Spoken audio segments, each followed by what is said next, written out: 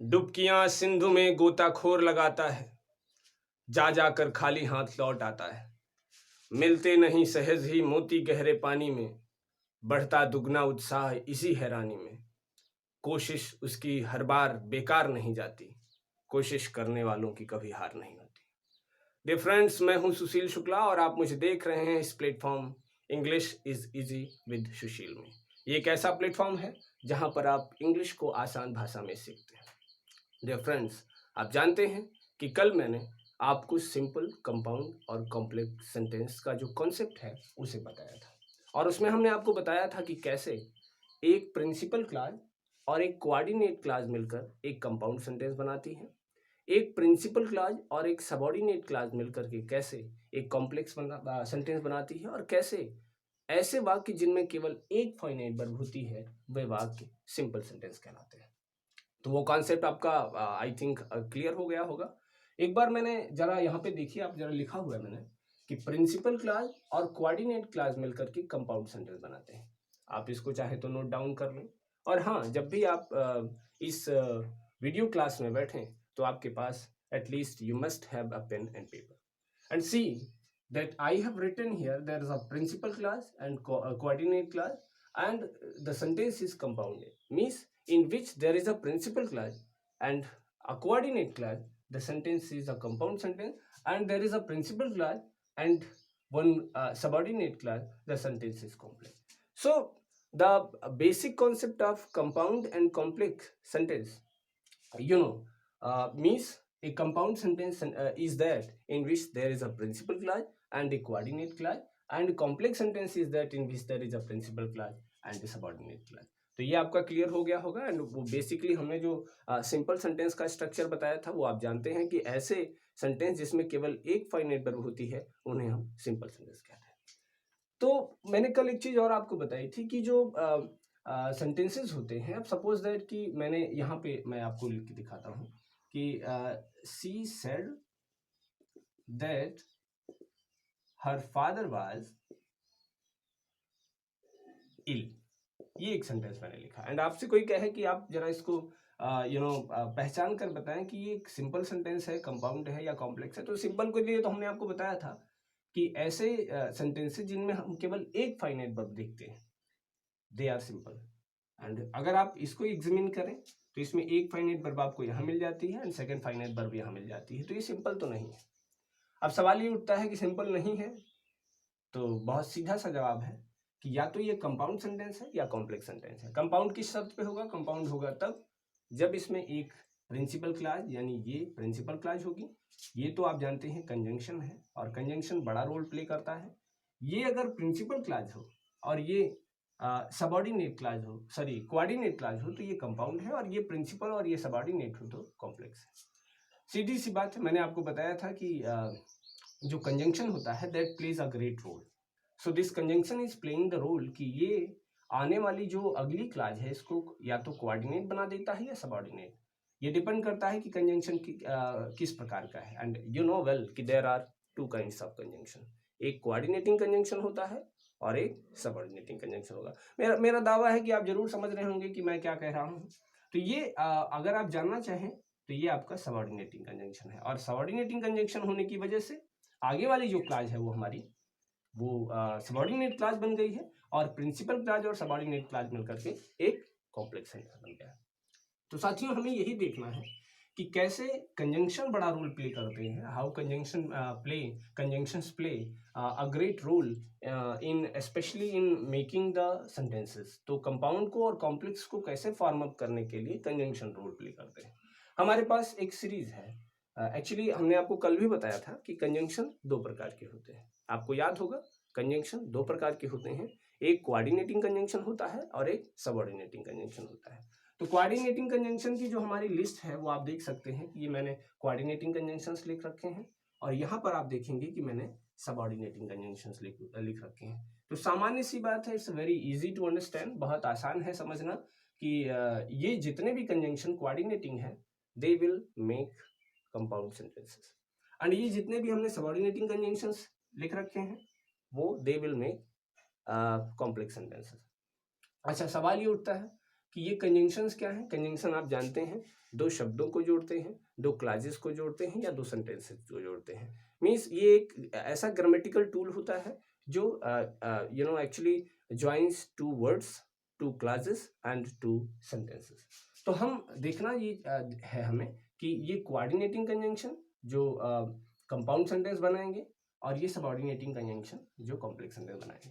अच्छा, एक चीज और कि मैं पहले स्पष्ट कर दूं कि इन कंजंक्शंस का आपके लिए क्या यूज है। आप जान लें कि आप जो एक टॉपिक पढ़ेंगे सिंथेसिस, उसमें इसका बड़ा रोल होगा, क्योंकि आपको जब कंपाउंड बनाने को दिया जाएगा तो आप कोऑर्डिनेटिंग कंजंक्शंस यूज करके कंपाउंड सेंटेंस बना सकते हैं, और अगर आपको कॉम्प्लेक्स बनाने को दिया जाएगा तो आप सबऑर्डिनेटिंग कंजंक्शन यूज करके कॉम्प्लेक्स सेंटेंस बना लेंगे।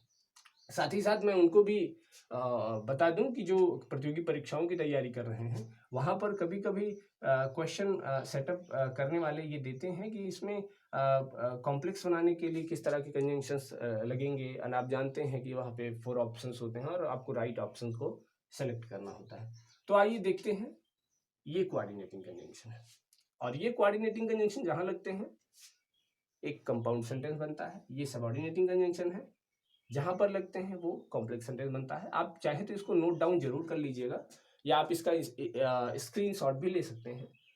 You can just click and you can just have a screenshot of these conjunctions, coordinating and subordinating, because there are only two kinds of conjunctions. The first one is the coordinating conjunction and the second one is the subordinating conjunction. So सबसे पहले हम बात करते हैं coordinating conjunction की। आप देख रहे होंगे यहाँ and, जितने भी सेंटेंसेस जिनमें आप एंड को यूज करते हैं वर्ड्स को जोड़ने के लिए, या आप यूज करते हैं क्लासेस को जोड़ने के लिए या सेंटेंसेस को जोड़ने के लिए, वो कंपाउंड सेंटेंस होते हैं। एंड का अर्थ आप जानते होंगे और होता है।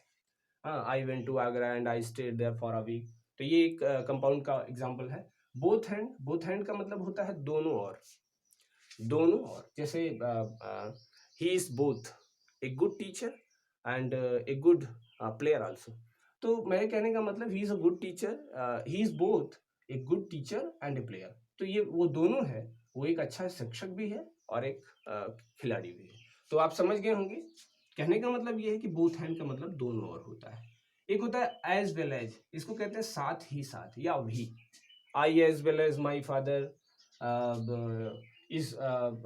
आई as well as my father am going to Mumbai, क्योंकि आप जानते हैं आई सब्जेक्ट है यहाँ पे, और जब दो सब्जेक्ट एज वेल एज से जुड़ते हैं तो जो हमारी वर्ब होती है वो फर्स्ट सब्जेक्ट के अनुसार होती है। तो I as well as my father am going to Mumbai, तो ये आपका एक करेक्ट सेंटेंस है। तो ये हो गया एज वेल एज, साथ ही साथ या भी। नॉट ओनली बट आल्सो, एक एग्जांपल मैं देना चाहूंगा, नॉट ओनली बट आल्सो का, he is not only a good student but also a good man. वो सिर्फ एक अच्छा विद्यार्थी ही नहीं, एक अच्छा आदमी भी है। तो ये नॉट ओनली बट आल्सो का एग्जांपल है। आइदर आर, फिर है नीदर नॉर। आइदर और का मतलब होता है या। आइदर ही और his friend has stolen my pen, या तो उसने या उसके फ्रेंड ने मेरी पेन चुराई है। आप जानते हैं आइदर और है और ये नाइदर नॉर है। एक्चुअली इन्हें हम अल्टरनेटिव कंजंक्शन कहते हैं। असल में कोऑर्डिनेटिंग कंजंक्शन के 4 काइंड्स होते हैं, 4 काइंड्स के होते हैं। एक होता है क्यूमुलेटिव कंजंक्शन, एक होता है अल्टरनेटिव कंजंक्शन, एक होता है एडवर्जेटिव कंजंक्शन और एक होता है इलेटिव कंजंक्शन। मैं बहुत डीप में नहीं जाना चाहूँगा, बहुत एनालिसिस नहीं करना चाहूँगा मैं। आप इतना जान लें, ये आपके लिए इनफ होगा। ये इंपॉर्टेंट कंजंक्शंस है। एक इसमें आता है नीदर नॉर। आपने बहुत पहले एक कविता पढ़ी रही होगी, you must have read a poem in English, and वो पोएम थी कि who has seen the wind neither I nor you. हवा को किसने देखा है, ना मैंने देखा है ना तुमने देखा। तो नीदर नॉर का मतलब होता है ना ना। अदरवाइज आप जानते होंगे, अदरवाइज का मतलब होता है अन्यथा या नहीं तो। Come here otherwise you will be punished, यहाँ आओ अन्यथा तुम पनिश किए जाओगे। और का जो मीनिंग होता है या होता है या। फिर आते हैं बट पे, लेकिन या परंतु, येट का फिर भी, स्टिल के बावजूद, हाउएवर फिर भी, सो आप जानते हैं सो का अर्थ होता है इसलिए। एंड उसके बाद एक आया है यहाँ पे फॉर। फॉर का मतलब होता है क्योंकि। कंफ्यूज ना हो, वो प्रीपोजिशनल यूज होता है जहां पर फॉर का मीनिंग होता है के लिए, but here for is being used here as a conjunction. तो conjunction के रूप में when for is used as a conjunction, तो जब conjunction के रूप में for का इस्तेमाल किया जाता है तो for का मतलब होता है क्योंकि। ये ध्यान रखेंगे। जैसे आप एग्जांपल दे सकते हैं, I could not attend the class for I was ill, मैं क्लास अटेंड नहीं कर पाया क्योंकि मैं बीमार था। देयरफॉर का मतलब अतः होता है, आप जानते होंगे, बेहतर यूज किया होगा आपने। एज इसका मतलब भी क्योंकि, बिकॉज, लेकिन बिकॉज ये सबऑर्डिनेटिंग कंजंक्शन होते हैं जो कॉम्प्लेक्स सेंटेंस बनाते हैं। यहाँ पे एज है, एज मीन्स क्योंकि। अच्छा, एक चीज और मैं बता दूं कि जो ग्रामर है ना, वो जितने भी ग्रामर के टूल्स हैं, आप नाउन से लेकर के इंटरजेक्शन तक चले आए, कंजंक्शन हो गया, इधर और भी जितने हैं, आर्टिकल हो गया, ये सब एक्चुअली एक चेन में बंधे हुए हैं। असल में एक्चुअली अगर इनमें से किसी एक की भी जानकारी आपको नहीं है तो आई थिंक आपको प्रॉपरली ग्रामर समझ में नहीं आ सकता। अच्छा, मोस्टली लोग ये पूछते हैं कि भाई ग्रामर में सबसे इम्पोर्टेंट क्या है। Don't ask this. ग्रामर का होल सेक्शन पूरा इंपॉर्टेंट है। जितने भी टूल्स हैं ग्रामर के, they are all important, equally important है। तो एक को समझ करके आप दूसरे को समझ सकते हैं। अब छोटी छोटी बातों को ही समझ करके आप बड़ी बातों को समझ सकते हैं। तो अगर ये पूछते हैं आपकी ग्रामर में क्या ज़्यादा इंपॉर्टेंट है, तो ये कहना बड़ा मुश्किल है। ग्रामर में सब कुछ इंपॉर्टेंट है, क्योंकि आप जब किसी कम्पिटिटिव एग्जाम को बैठते हैं तो छोटी चीज़ों से प्रश्न कर लें, नाउन से पूछ लेते हैं एंड नाउन से क्वेश्चन कर लेते हैं, और वहाँ पर क्वेश्चन सेटअप करने वाले ऐसे क्वेश्चन पूछते हैं जहाँ पर ये बता पाना मुश्किल होता है। तो कहने का मतलब ये है कि every tool of grammar is equally important. ध्यान में रखें, याद रखें कि हर बड़े सफ़र की शुरुआत एक छोटा सा कदम होती है, और शायद आपने वो छोटा सा कदम बढ़ा दिया। तो अगर आपने वो छोटा सा कदम बढ़ा दिया है तो अब आपको मंजिल पाके ही रहना, क्योंकि सफ़र को हम बीच में नहीं छोड़ा करते हैं। कोशिश करते हैं कि आपको भी बेहतर समझ में आए, और साथ ही साथ जितने लोगों को आप इस मुहिम से जोड़ सकें बेहतर होगा।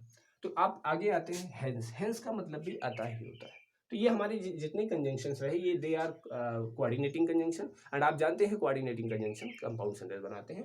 तो ये जहाँ पर भी आप इनका यूज करेंगे, इनको जहाँ पर भी अप्लाई करेंगे, wherever you are going to apply them, they will make compound sentences. And now after completing compound sentences, coordinating conjunctions, just coming to the next one, and the next one is the subordinating conjunction. आप and you know well, आप अच्छे से जानते हैं कि subordinating conjunctions make complex sentences।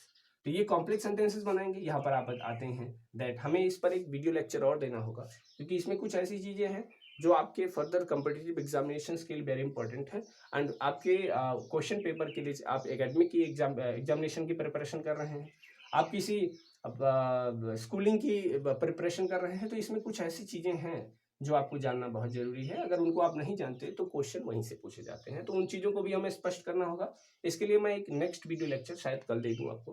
तो just I am going to give you the next video lecture upon this one, on this one, and after that you will see, आप देखेंगे कि इसमें भी क्या चीज़ें हैं जो आप समझ सकते हैं, सीख सकते हैं। तो वो चीज़ हमें आपको बताना होगा। इसमें सबसे पहला जो कंजंक्शन आपका है दैट है। दैट का मतलब होता है कि, आप जानते होंगे इसके बेहतर, बिकॉज इसको हमें बताने की आवश्यकता नहीं है। Generally in daily day to day English conversation you use that, and that's why I don't think that I need to tell you anything about this one. And यहाँ पर एक है हु, एक कंजंक्शनल यूज है। Who का जब conjunctional use होता है तो हु का अर्थ होता है जो। जैसे मैं एक व्यक्ति से मिला,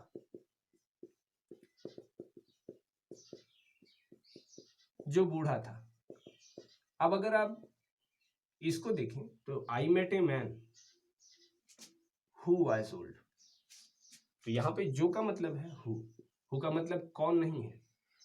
हु का जब कंजंक्शनल यूज होता है, एक संयोजक के रूप में इसका यूज करते हैं, अप्लाई करते हैं, when you use who as a conjunction, तो इसका अर्थ होता है जो। तो हु का जो होता है, और ये व्यक्ति को दिखाने के लिए, व्यक्ति को स्पष्ट करने के लिए किया जाता है, किसी व्यक्ति के लिए किया जाता है। विच है, विच का अर्थ भी जो ही होता है, परंतु ये किसी वस्तु के लिए होता है। जैसे I have a pen which is blue, I have a pen which is black, मेरे पास एक पेन है जो ब्लैक है। I have a pen which is blue, and I lost my pen, sorry, I got my pen which I lost yesterday, मैंने वो pen पाई जो मैंने कल यस्टरडे लॉस्ट कर दी थी, मैंने खो दी थी। तो विच का अर्थ होता है जो, जो एक वस्तु के लिए होता है। एंड आप आते हैं वैन पे, एंड वैन आप जानते हैं वैन का मतलब होता है जब, वैसे होता तो कब है लेकिन कंजंक्शनल यूज है when. I don't know when he was born, मुझे नहीं मालूम कि वो कब पैदा हुआ था। I don't know when they will come, मैं नहीं जानता वो कब आएंगे। तो आप समझ सकते हैं। एक है where, I know the place where Gandhi ji was born, मैं जानता हूँ गांधी जी कहाँ पैदा हुए थे। तो वेयर का मतलब जहां होता है, वेयर का मतलब यहाँ कहाँ नहीं होता है। तो कहने का मतलब वेयर, वेयर आप जान गए होंगे जिसका मतलब होता है जहां। व्हाट का अर्थ जो होता है ये तथ्य को दिखाने के लिए, जैसे मैं आपसे एक्चुअली अक्सर कहता रहता हूँ कि I know what you want to say, मैं जानता हूँ आप क्या कहना चाहते हैं, आप जो कहना चाहते हैं मैं समझता हूँ। एंड मैं ये भी कहता हूँ कि don't tell I know what you want to say, मैं मुझे मत बताओ, मैं जानता हूँ जो आप कहना चाहते हैं। तो इसका किसी फैक्ट को प्रेजेंट करने के लिए, किसी फैक्ट को प्रस्तुत करने के लिए इसका प्रयोग किया। वाई का मतलब जिस कारण, कारण को प्रदर्शित करने के लिए, जैसे I don't know why they are quarrelling, मैं नहीं जानता वो क्यों लड़ रहे हैं। I don't know why they abused me, मुझे मालूम नहीं उन्होंने मुझे किस लिए गाली दी। तो ये वाई है। लेकिन याद रखें कि ये जो कंजंक्शंस हैं ये जहां पर यूज में आएंगे, अब जैसे ये व्हाट डू यू वांट, ये तो आपका एक इंट्रोगेटिव सेंटेंस है, यहां पर इस व्हाट का मतलब है क्या। परंतु अगर ये ऐसे हो जाए, ये तो पहले ऐसे था व्हाट डू यू, अगर ये ऐसे हो जाए आई नो, अब ये सेंटेंस गलत हो गया। अब ये ऐसे होगा I know what you want to say, ये ऐसे हो गया। ये ऐसा क्यों हुआ? क्योंकि आप जानते हैं जब ये कंजंक्शनल यूज है तो कंजंक्शन के बाद सब्जेक्ट का यूज होता है, किसी हेल्पिंग वर्ब को आप यूज नहीं कर सकते। तो ये याद रखिए कि जब ये कंजंक्शंस यूज में आएंगे, जैसे I don't know why they are quarrelling, अब ये नहीं कि I don't know why are they quarrelling, is the wrong sentence. याद रखिए कि ये कंजंक्शंस हैं और कंजंक्शंस के बाद सब्जेक्ट का यूज किया जाता है, कर्ता का प्रयोग किया जाता है। हाउ, किस प्रकार, वैसे हाउ माने कैसे होता है, लेकिन यहाँ किस प्रकार। आई don't know how you will complete this work, मुझे नहीं मालूम कि तुम इस काम को किस प्रकार पूरा करोगे। तो ये हाउ का प्रयोग। टिल का अर्थ तक होता है, अनटिल का मतलब जब तक कि ना होता है। यहाँ याद रखें कि टिल पॉजिटिव होता है, अनटिल नेगेटिव होता है। इस पर हमको एक वीडियो लेक्चर आपको देना पड़ेगा, मुझे मालूम है। आफ्टर का जो मतलब है वो बाद में, बिफोर पहले। इफ का मतलब यदि होता है, यदि, अगर, आप जानते होंगे। फिर है दो और आल दो, इन दोनों का मतलब होता है यद्यपि। जैसे although he was ill he join the class, हालांकि वो बीमार था, यद्यपि वो बीमार था फिर भी उसने क्लास ज्वाइन की। तो although he was ill he join the class, although it's very dangerous but the policeman are performing their job, हालांकि ये बहुत खतरनाक है, although it's very dangerous to tackle the patients but the police persons are performing their job. तो ये हालांकि होता है, यद्यपि होता है, हालांकि बहुत खतरनाक है फिर भी पुलिस वाले अपना जॉब कर रहे हैं। तो ये दो या आल्दो होता है, इसका तात्पर्य होता है यद्यपि की।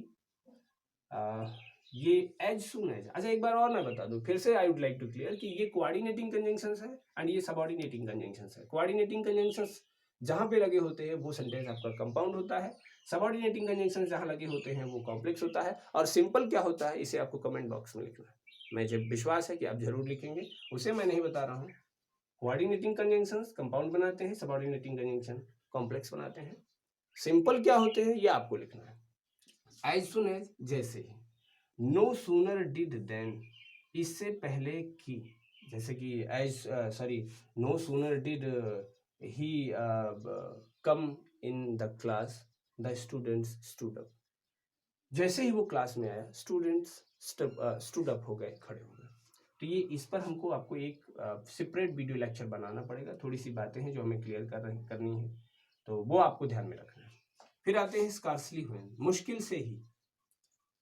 एंड एक है यहाँ पे सिंस, सिंस का तात्पर्य होता है क्योंकि या चूंकि।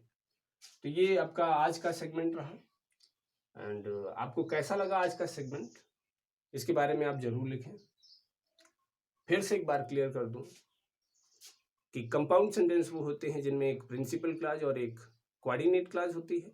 कॉम्प्लेक्स सेंटेंस क्या होते हैं, जिनमें एक प्रिंसिपल क्लॉज और एक सबऑर्डिनेट क्लॉज होती है। सिंपल क्या होते हैं, ये आपको कमेंट बॉक्स में लिखना है। ध्यान रखें कि ये जो सीरीज चल रही है, एक के बाद एक के बाद एक, इसका एक लक्ष्य है। जब आप इन चीजों को जानेंगे, इन बेसिक चीजों को जानेंगे, तो आप आगे बड़ी चीजों को समझ पाएंगे। क्योंकि अगर आप इनको नहीं जानते हैं तो आप ग्रामर की बड़ी चीजों को नहीं समझ सकते, आप सिंथेसिस नहीं समझ सकते हैं, आप ट्रांसफॉर्मेशन ऑफ सेंटेंसेस नहीं समझ सकते हैं, आप सिंटैक्स नहीं समझ सकते हैं, जो इंग्लिश को एक बड़ा आकार देते हैं, एक स्वरूप देते हैं। साथियों, मैंने अपने आप को इस मुहिम में लगाया है ताकि आप जुड़ सकें, आप अंग्रेजी को आसान भाषा में समझ सकें। और ये एक ऐसा प्लेटफॉर्म है जहाँ पर आप अंग्रेजी को आसान भाषा में सीखते हैं, क्योंकि आप जानते हैं this is Sushil Shukla's class and you know well English is easy with सुशील।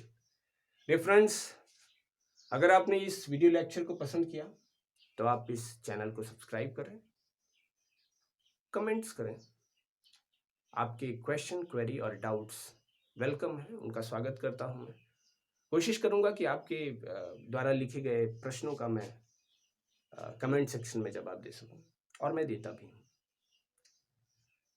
आप सबको बहुत बहुत धन्यवाद कि आपने मुझे इस चैनल पर सपोर्ट किया, और खासकर उन सारे विद्यार्थियों को जो हमारे बहुत पुराने छात्र हैं।